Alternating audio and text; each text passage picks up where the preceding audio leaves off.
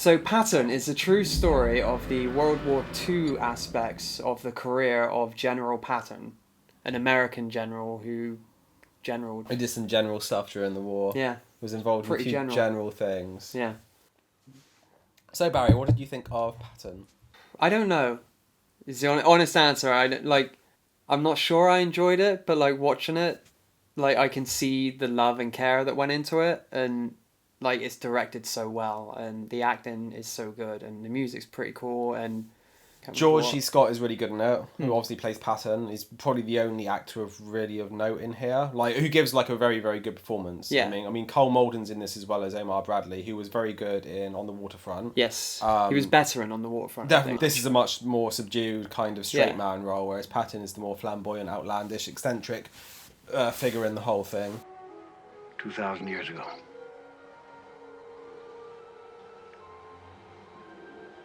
I was here.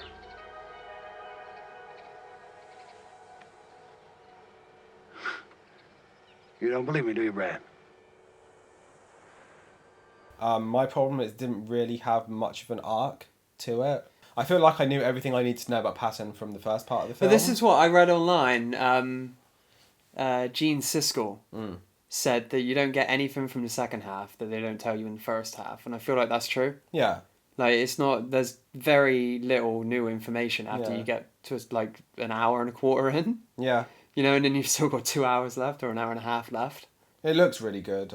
The scenes in the very first act around Tunisia reminded me an awful lot of Lawrence of Arabia.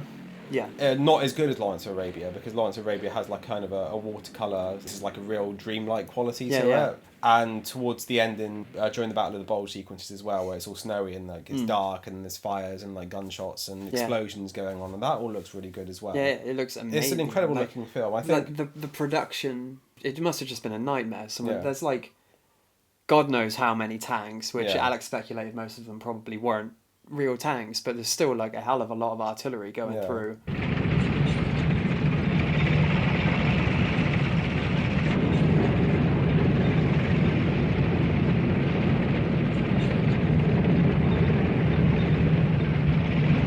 it's probably at the period where a lot of the tanks from World War II were probably going out of commission, because obviously being replaced Yeah. by newer models for like the Vietnam War and stuff. So they probably just had them lying around. So it's probably easier to get hold of them. Yeah, there was World War II probably... tanks around that kind of period. Which was it the best years of our lives where there's that scene in like the plane graveyard? Yeah. Like, so there's probably some place like that for tanks.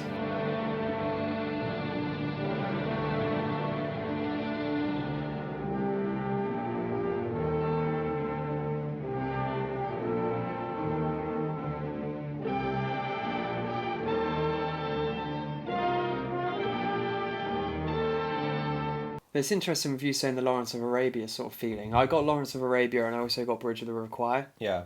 And I feel like if I was going to watch a film, I'd much rather watch one of them again. Even though like Lawrence of Arabia is like significantly longer, Yeah. I'd much rather sit through that. Because in my head, Nice. when I was watching this, I was recounting I was trying to think of all the other war films we'd seen.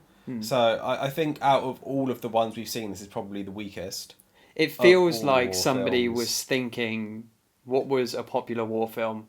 Oh, Yeah. Lawrence of Arabia. Let's make something like that rather It's than like- having its own unique voice. It's like an American version of that. I had to kick a few butts up there, but Truscott finally broke through those people on the beach. In terms of character introductions, though, that very first scene I do really like as a character introduction. It's the only scene of this movie that I knew going in. Yeah. I'd never seen it before. I mean, like in clips. Yeah. But I don't think I'd heard any audio from it. But I obviously knew the striking image of Yeah. there's a giant American flag, really wide shot, and George Patton walks into frame, and he's like tiny, like a quarter of the height, and he stands on the bottom of the frame. It's perfectly shot. Yeah, absolutely. That was outstanding. It's like in the speech he gives as well as not kind of the speech you expect, and I think Yeah. because he swears a lot and he says a lot of unpolitically correct things, Yeah. let's say, so it's very good at defining the sort of character that he is, which is Yeah. something I liked. Well, on that, there were moments in the movie where he's giving speeches to people, and then he gets in trouble Yeah. because of the content of his speech. I kind of thought that was dumb How do you mean? for his character, not for the film. Because there was one bit specifically where he's in England and he's asked to give a speech, and that He leaves out he's the rush bit, assured that don't worry, there's no press here. Yeah. And it's just like, oh, you idiot. And I have assured him most earnestly that nothing he says will be quoted.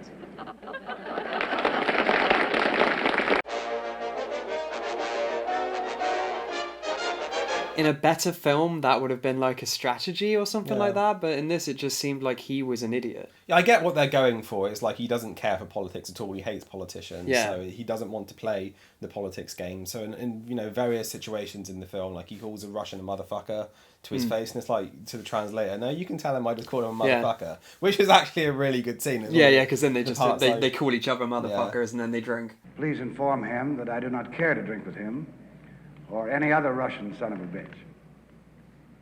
Sir, I cannot tell the general that. You tell him that. Tell him word for word. What do you think of George C. Scott overall? I think he carries the film, and he is fantastic in it. Yeah, I thought he was very good. It's hard for me to picture him playing another role. So I don't know if that's what he's like in real life, Yeah. or if he's just that good of an actor that he plays that role really well. I think it is his defining role in his career. Obviously, it's one he won the Oscar for, which he didn't accept. He's the only one of two people to reject an Oscar. Yeah, he didn't send an Indian woman there or anything. No, he just said no. He didn't think that roles could be compared to each other. And it's like different. fair Like enough. it's not like a hierarchy. Yeah, no, I think I'd have to see him in something else, Yeah. which I don't, not consciously, I haven't seen him in anything He was else. in Doctor Strangelove, I've never seen it. which is worth seeing. Stanley Kubrick, Yeah. obviously. You've probably seen him in Football in the Groin as well. You won an Oscar for that? I never even heard that. Did he accept that one? No, it's a Simpsons episode. George C. Scott in Man Getting Hit by Football.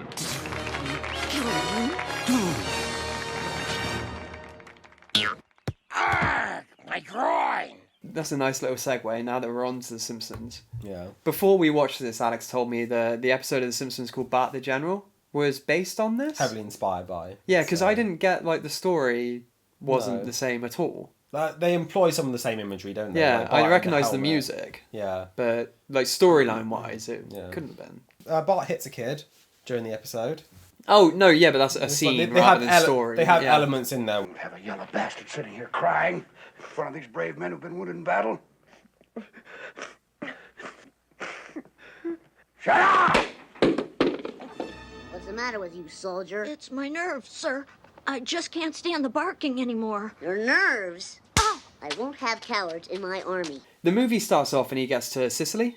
That's like the middle part of the film. Oh, sorry, Tunisia then. Yeah. Right, but yeah, so he gets to Tunisia and there's like a whole platoon of men Yeah. and they're all rubbish. Yeah. And he's like, I'm going to straighten these men out. So I thought, because of the Bart the General thing, Yeah. that the movie was going to be like almost like a Magnificent Seven thing, where he's Okay. like training up those guys Yeah. and then they go off and win the war. Yeah, I kind of wish it focused on that element of the story more. Yeah, I 'cause think, that would have been towards the interesting to start. me. I really enjoyed the scenes where he's like getting the army into shape and he's like, you'll wear a helmet, like, Yeah, you yeah. always have your uniform on and things like that. It's like, but I'm a cook, sir. And it's like, Yeah. you'll always wear a helmet. Gentlemen, from this moment, any man without leggings, without a helmet, without a tie, any man with unshined shoes or soiled uniform is going to be skinned. And then it became a running joke with us watching it, anytime we saw somebody without a Yeah. helmet. It's like, where's your helmet, boy? Sling blade. Them helmets and them French fry potatoes. Alex, would you give Patton a thumbs up or a thumbs down? I give it right up the butt a thumbs up. Would you? Yep. I've been trying to think since we watched it, who would I recommend it to? Right. Okay. And I can't think of anyone. So whilst I recognise that it is an exceptionally well-made film, Yeah. I'm going to put thumbs down. Oh, what? This is our first disagreement, I think. Because I would much rather recommend Lawrence of Arabia or Bridge of the River Kwai to somebody than this.